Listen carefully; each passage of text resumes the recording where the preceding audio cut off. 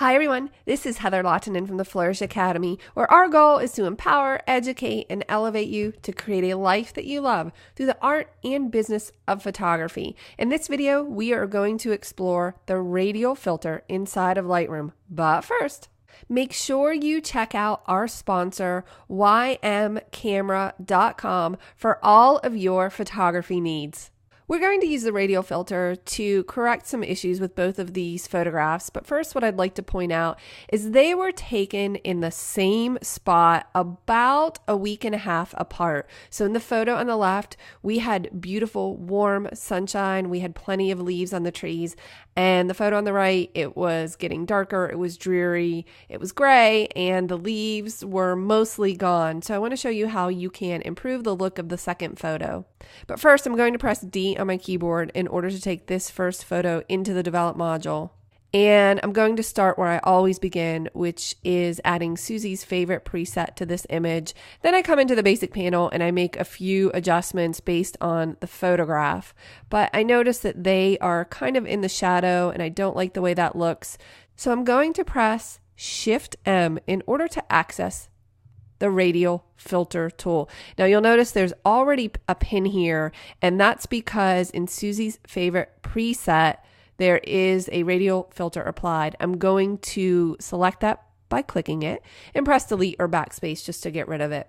And I know I'm going to want to add some light to their faces. They're a little bit in the shadow, so I'm just going to pull up on the exposure and the shadows a little bit, and I'm going to click and drag in order to add light. But you'll notice what happened is the exact opposite of what I wanted to occur. But that's no problem. All you need to do is invert this mask and you'll have the adjustment exactly where you want it. So at this point, you could just adjust these sliders to fit your style and then press Shift M in order to drop that tool.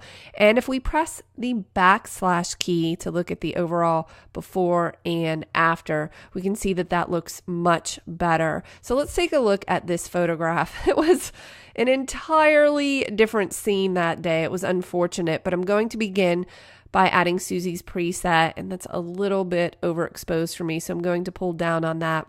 And again, I'm going to access the Radial Filter by pressing Shift M on the keyboard. Now, what I'd like to happen, again, I'm going to click this filter that was added and just delete it. That was part of the preset. But I know I want to kind of darken the edges a little bit and add some color. So I'm going to pull down on the exposure and the shadows and the highlights. And I'm not sure how I want this to look just yet. So I'm going to click and drag to add this and move this around where I'd like. And already that's starting to look a little bit better, but I'm going to pull up on the temperature in an effort to warm up those leaves. I'm going to add some saturation.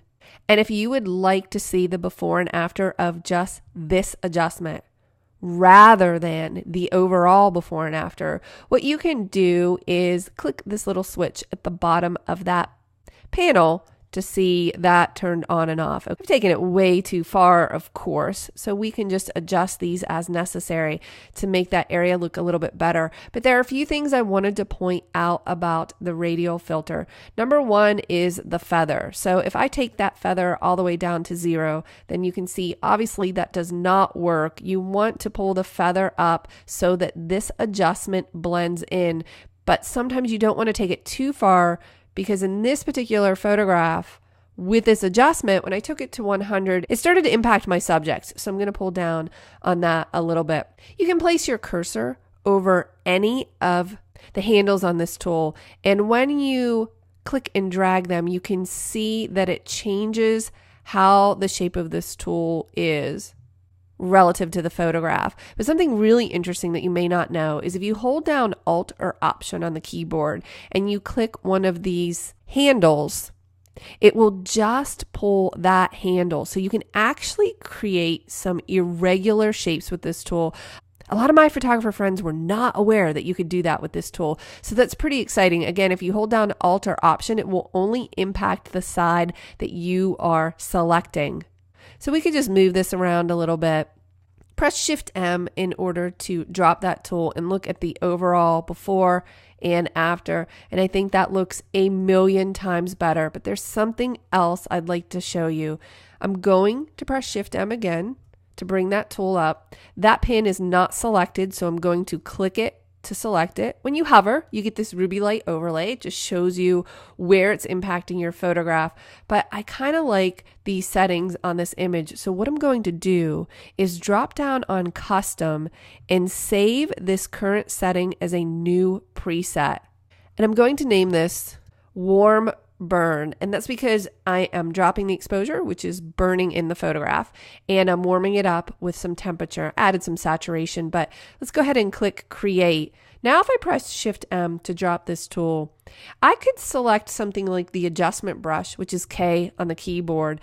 And now I have this warm burn preset for the adjustment brush, which means I could come into this photograph and just brush this in a little bit more exactly where I wanted it. Now, the reason I started with the radial filter as opposed to going straight to the adjustment brush is because it's faster. It would be much faster to just do the radial filter and be done, but sometimes you want to add a little bit more, or you want to blend that in, so you could use the adjustment brush to do it, and I could continue to brush over certain areas to just kind of darken them up. I have obviously taken this too far. I just pressed K to drop my adjustment brush, and I look at the overall before and after, and I've really done more harm than good, I think, with that one, but I hope that you get the point. If you look at this image before as compared to this one, what a difference that makes. I hope that you found this useful. I'll see you in the next video.